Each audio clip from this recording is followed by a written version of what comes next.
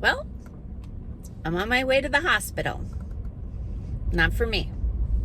I'll fill you in. Hey, I'm Dr. Patty Barch. I'm a traditional naturopath, founder and owner of Naturally Unbridled Wellness and naturallyunbridled.com, where we focus on wellness solutions, not disease management. This is Down the Ridge with Dr. Patty. This is not medical advice. It's for entertainment purposes only. Nothing I say is true. Don't listen to me. Well, I am, sorry, I meant to put that up, not down. I am on my way to the emergency room to meet a friend who has been having a very significant health challenge for months, and it has been a cascade of events that none of which have led to her getting or feeling any better.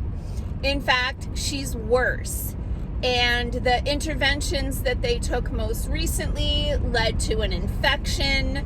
And because of the infection, they won't give her the treatment that she was supposed to get prior to the incident that led to the infection. It is literally a cluster. So I'm going to just advocate for her. And the purpose of this video is to talk about having a medical advocate, especially if you are like super sick and feeling depleted and defeated.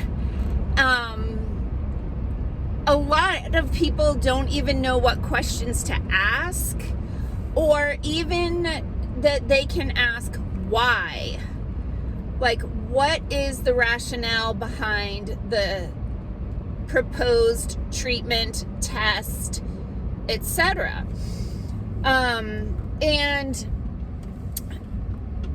I want to be very clear that there are some circumstances where the medical providers are excellent and provide all the information and details and answer all the questions and spend all the time. Like, that does happen.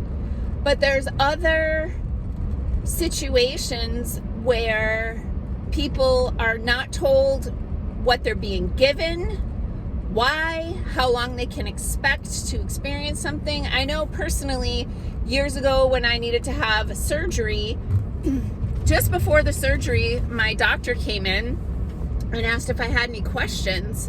She was standing by my bedside, and I said, yeah, actually I do have a few questions. And she's like, oh, okay. And she sat down and leaned forward, and she was all in to answer all of my questions before proceeding with the surgery. That's an excellent provider. She was awesome. However, I hear so many stories from people, especially when they don't know what questions to ask. But sometimes they know what questions to ask and they don't get them answered. So my mom has been in Patty University for 54 years, right?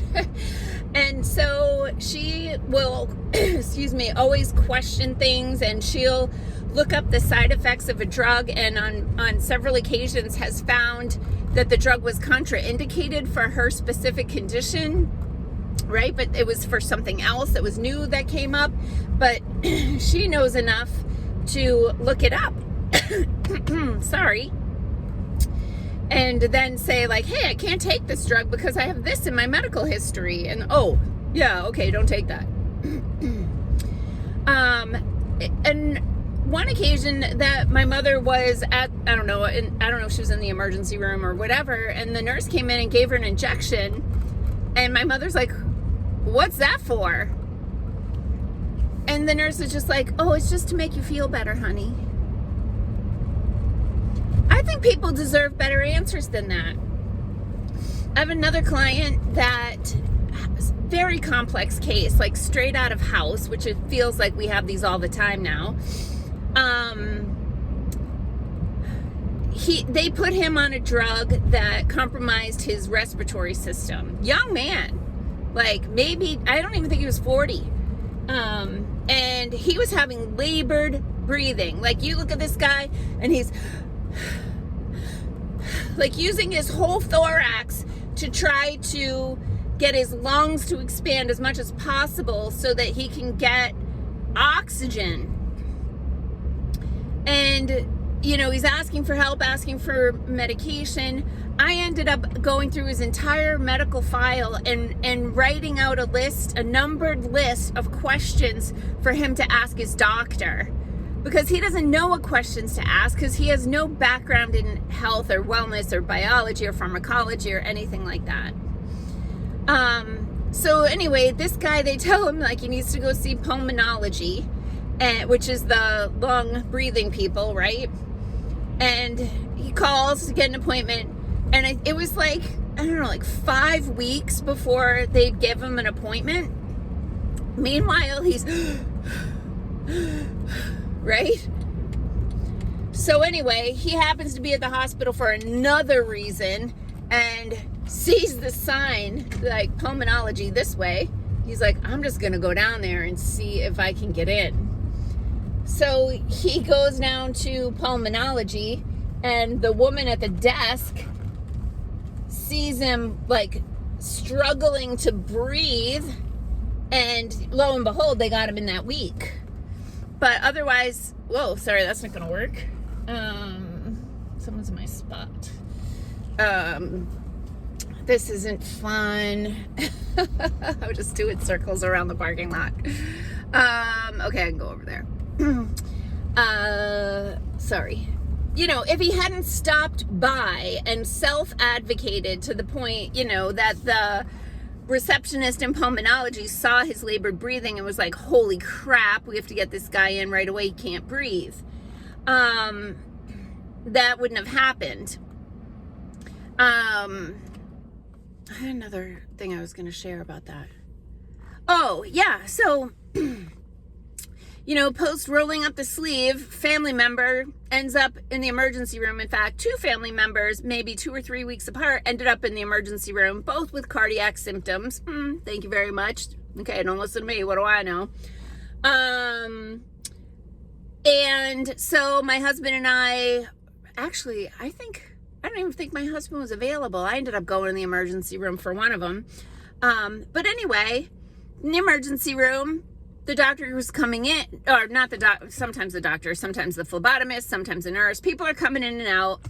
Nobody's telling them anything. Nobody's telling them like, hey, the reason why we're taking your blood right now is we need to do a couple of tests to rule out if you're having a heart attack or not.